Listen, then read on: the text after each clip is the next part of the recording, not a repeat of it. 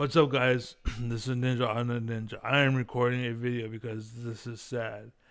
Um, Now I'm watching is Zerg, Grandmaster named Neuro, and I love the dude. I think he's great. I think he's wonderful. You can see his 5 head. I didn't mean for that, but that's kind of funny. I just noticed it. Anyways, he's a Zerg Grandmaster, and I always said this: I love you, but I think you're on the Grandmaster because the number stood out so much that no one who used to play back in the day plays anymore. You're on top because everyone who was good left. They all went and grew up and they all have jobs and shit. That's the only reason why you made it. And you're coaching the guy, right? You are coaching the guy.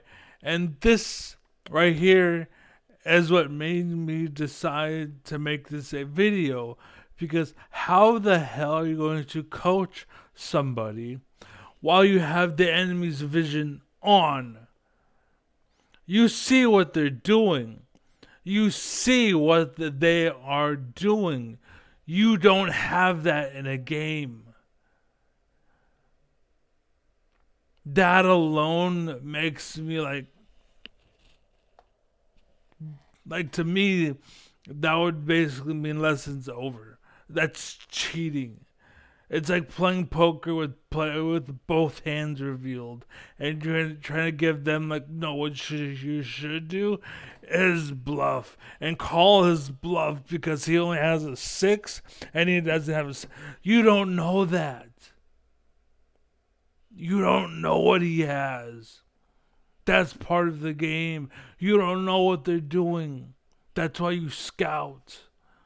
That's why if you watch an actual pro from back in the day, they always sent the worker out early because it was very important to know what they were doing to decide what you were going to do, basically. Now, again, it's been a while since I played, and I don't know for sure, but like comparatively, I mean from then to now.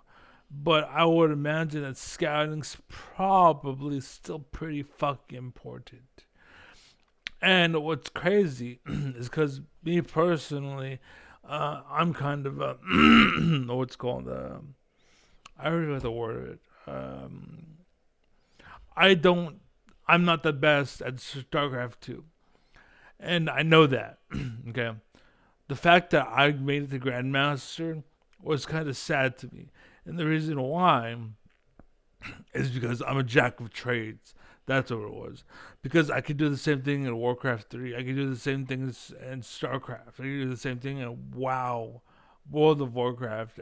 All these games that you can think of, I got really fucking good at it. Cause I played the games back in the day, like the Lion King, back in the day version.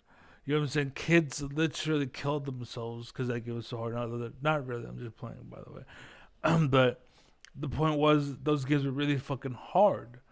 And the point now is that you literally have vision of what they're doing. That's half the game right there. And you're looking at it's again like playing poker with both hands revealed. It's something you can't. Oh my god! How are you going to? Oh my god! Let's see about the tightness of the fundamentals. Fundamentals because you know what the fuck. Taking our base. We know that's safe because we know that they're taking their base, so we can do that, and it's completely fine. Perfect. And right back to looking at the enemy again. Okay, making sure they do what they're doing. What you're looking at, or just listen? Just listen. I don't think you can look at my view while we're going. You can if we're like spectating a game, but for a replay, Got it. I'll point. Oh my god. Oh my god. Oh my god. Oh my god. Oh my god. Oh my god. Oh my god.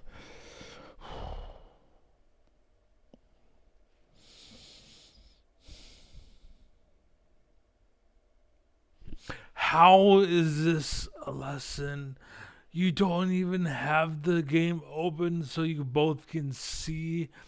That's error number 2, and it's not even about the game yet.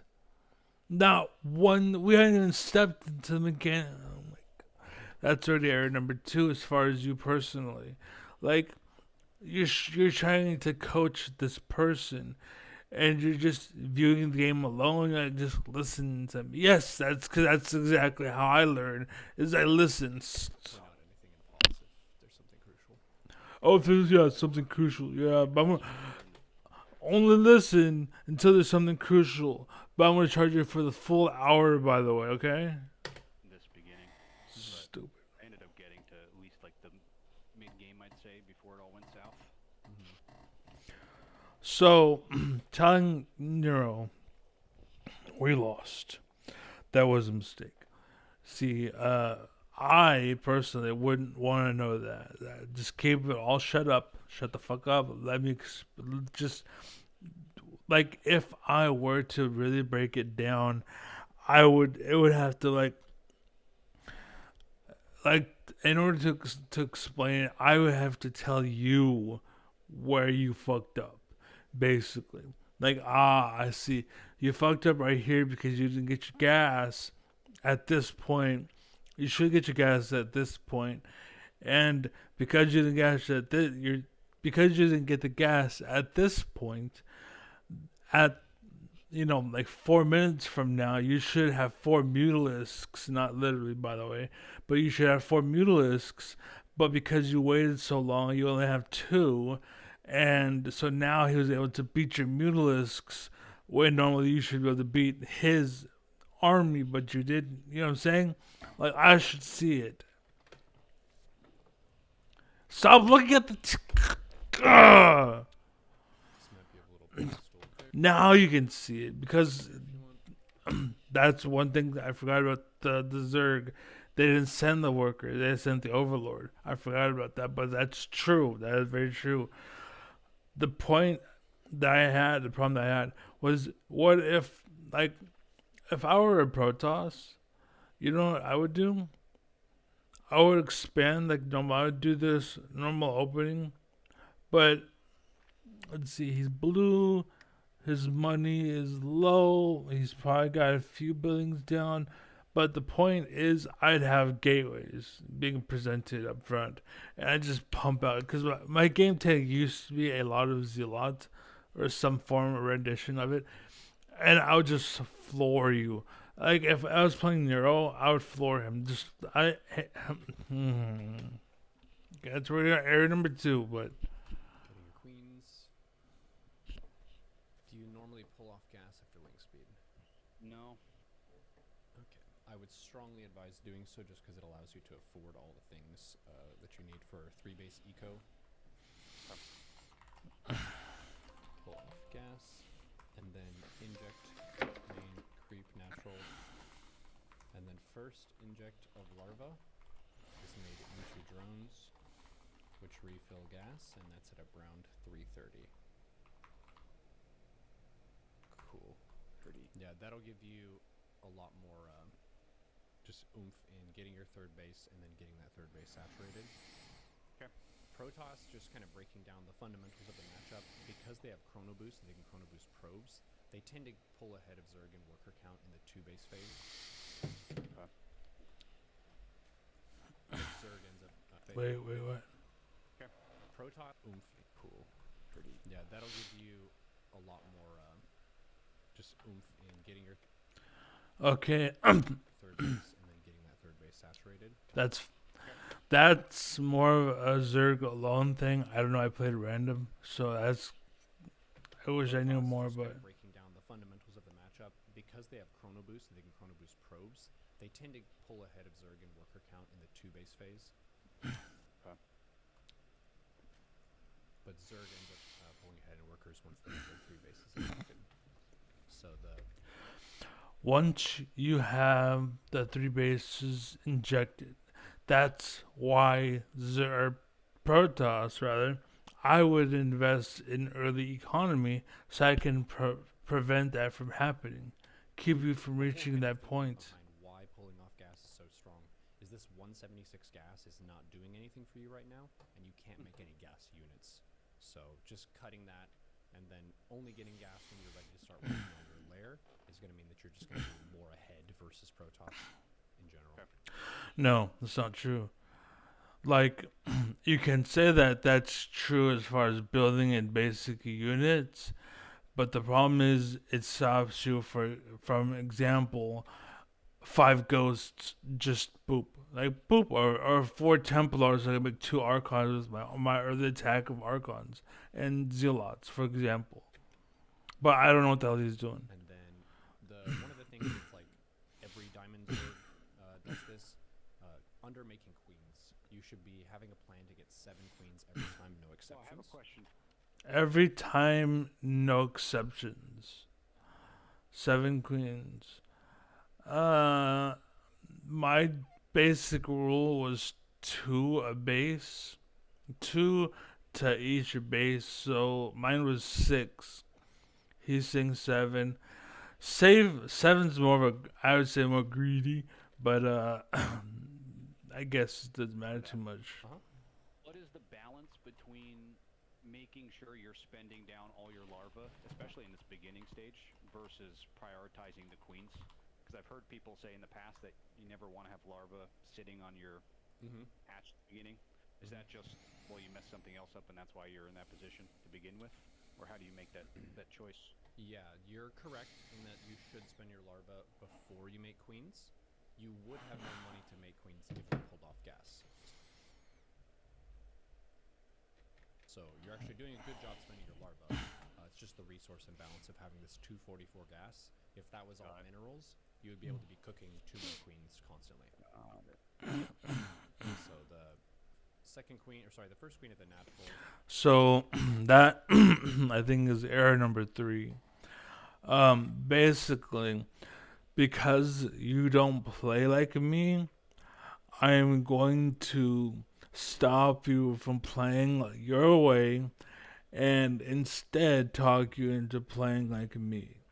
Basically, is what you did. Because I can almost guarantee that there is different builds in Zerg where they don't do the same kind of like 7 queens as you or pull off of gas because they don't use it. I can almost guarantee there's a build that does use that gas, even if it's pulled early on.